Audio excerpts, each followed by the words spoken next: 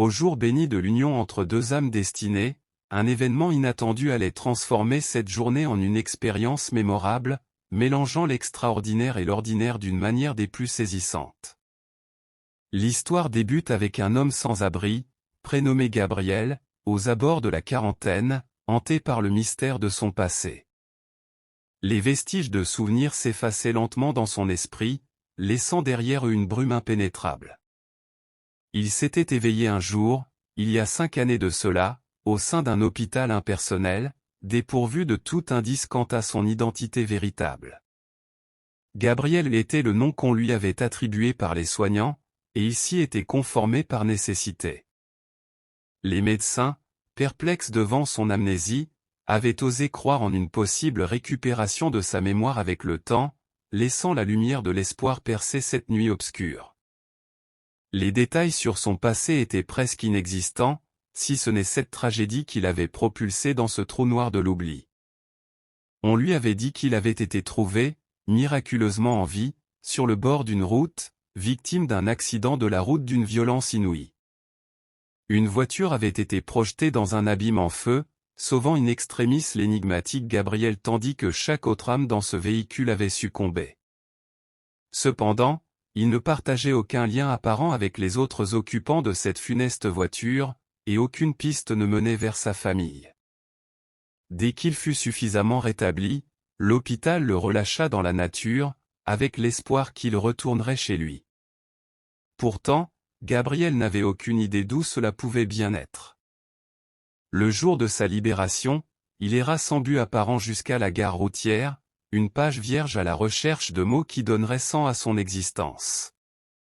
Les heures s'écoulèrent tandis qu'il attendait, désorienté, sur un banc, ignorant où la dernière navette le conduirait. La nuit tomba, et le dernier bus fit son entrée. Gabriel monta à bord, laissant le hasard guider ses pas vers une destination inconnue. C'est là qu'il rencontra Raphaël, un homme au cœur généreux, qui deviendrait le catalyseur de son destin. Raphaël percevait la détresse dans les yeux de cet inconnu, une âme perdue dans les méandres de la cité. Il s'approcha et, d'une voix empreinte de compassion, lui offrit un abri pour la nuit. Un modeste campement de sans-abri, situé non loin de la gare routière, devint le point d'ancrage de Gabriel dans ce monde inattendu. Ce qui étonna Gabriel fut la chaleur humaine qui émanait de ces âmes démunies. Bien qu'ils soient incapables de fournir des réponses à leurs nombreuses questions, leur amitié et leur solidarité furent ses premières lueurs d'espoir dans les ténèbres de l'incertitude. Raphaël devint son mentor, lui enseignant l'art de la survie en marge de la société. Les rues hostiles n'avaient plus de secret pour lui, et son existence semblait s'être stabilisée. Néanmoins, un mystère persistait, tourmentant son âme comme une mélodie inachevée. Ses souvenirs se révélaient insaisissables, à l'exception d'une chanson. Elle jaillissait de ses lèvres chaque soir depuis son arrivée au campement, une berceuse fragile mais familière. Les sans-abri le surnommèrent bientôt Gabriel le chanteur, mais à mesure que les nuits passaient, l'insatisfaction grandissait, et la lassitude gagnait leur cœur. Un jour, tandis que Gabriel et Raphaël cherchaient leur maigre pitance, ils se trouvèrent par hasard devant une source musicale imprévue. Une mélodie enivrante, jouée à plein volume, s'échappait d'un modeste établissement. Gabriel s'arrêta, comme hypnotisé par les sons familiers. Bientôt, il se mettait à chanter avec ferveur, les paroles résonnant en lui comme un écho du passé oublié. Chaque jour qui suivit, il revint au même endroit, s'imprégnant de la musique et de l'atmosphère qui l'accompagnait. Peu à peu, il ajouta à son répertoire, maîtrisant de nouvelles chansons. Il se lança dans la rue, sa guitare à la main, sollicitant les passants pour des interprétations personnelles.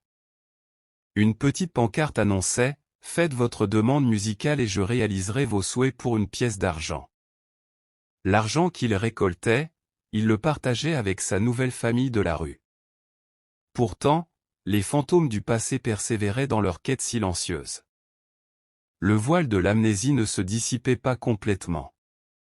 Malgré la paix trouvée dans cette nouvelle existence, le questionnement demeurait, un tourbillon mélancolique en constante ébullition.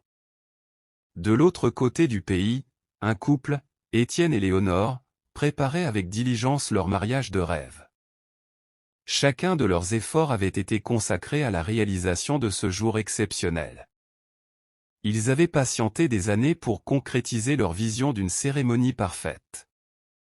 Des tenues confectionnées par un créateur renommé aux détails minutieusement orchestrés, tout avait été méticuleusement planifié, jusqu'au lieu de destination de leur rêve. Toutefois, à mesure que le jour fatidique approchait, une ombre de tristesse s'abattit sur Léonore. Dans son cœur, elle avait toujours espéré que son père puisse la conduire à l'autel, mais son absence physique rendait ce rêve impossible. Son frère, en un geste touchant, s'était offert à remplacer leur père défunt, mais la douleur persistait, comme une étoile filante fugace. 2 jours avant le mariage, Étienne et Léonore s'étaient envolés vers la destination de leur union, emportant avec eux tous leurs espoirs. Toutefois, la nuit précédant le grand jour, un message avait fait irruption dans leur réalité, porteur de mauvaises nouvelles. Le groupe musical prévu pour animer leur mariage avait subi un retard de vol, menaçant de perturber irrémédiablement leurs plans. Le désarroi s'était emparé de Léonore, elle qui rêvait d'une harmonie parfaite en cette journée exceptionnelle. Les alternatives se présentaient sous la forme d'un DJ de remplacement, ou même d'une simple playlist sur un téléphone connecté aux enceintes. Un vide s'était creusé dans son âme à l'idée que son mariage de rêve pouvait être réduit à un simple bal impersonnel. Cependant, le destin aime jouer des tours inattendus. Alors qu'Étienne et ses amis s'étaient aventurés en ville pour son enterrement de vie de garçon, ils furent attirés par une mélodie enchanteresse s'échappant d'un coin de rue.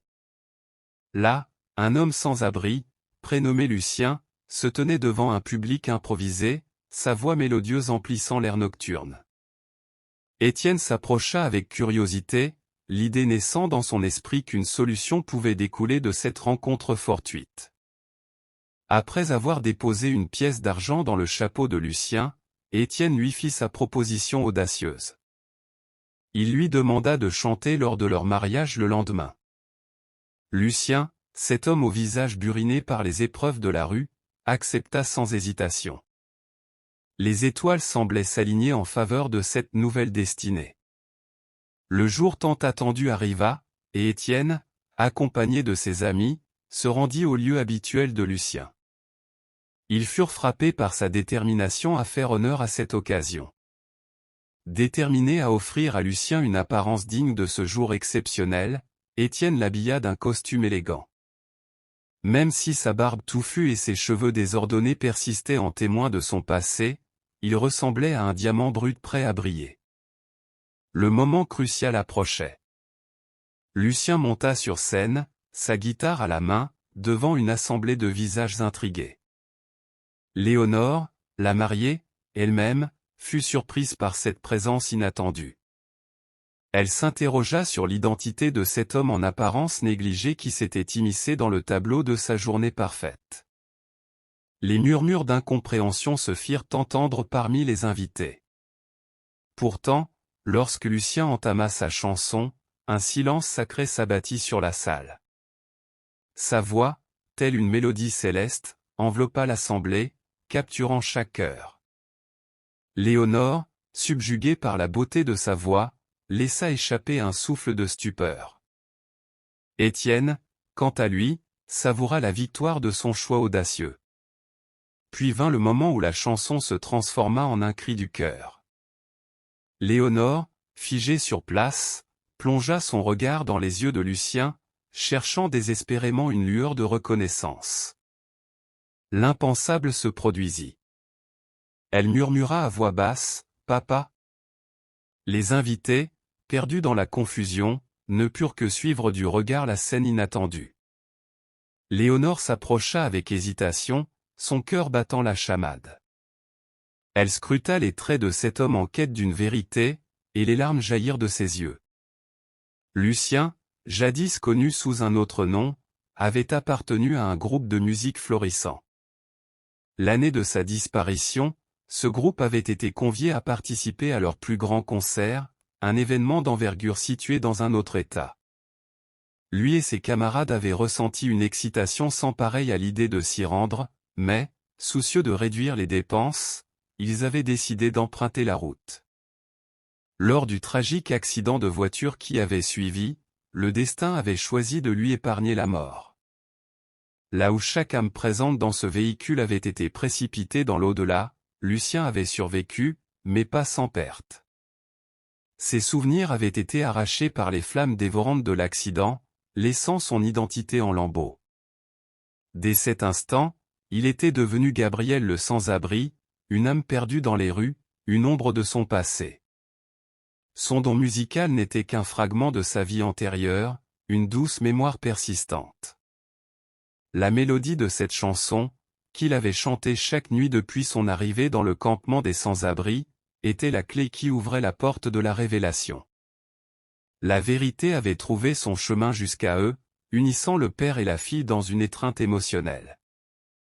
Les invités, subjugués par ce retournement de situation, ne pouvaient que se laisser emporter par l'émotion.